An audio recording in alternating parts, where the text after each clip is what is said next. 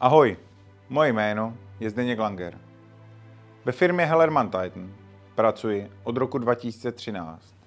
Za tu dobu jsem získal spoustu zkušeností, poznal většinu našich produktů. Moje práce má mnoho podob.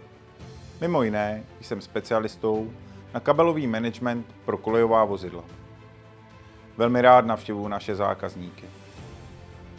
Jejich oddělení, nákupu, výroby, ale především potom vývojová centra. Společně s vývojáři se snažíme najít správná řešení, vytipovat správné produkty pro jejich aplikace, pro jejich procesy. Mnohdy hledáme řešení i s ohledem na úsporu času a zefektivnění procesů.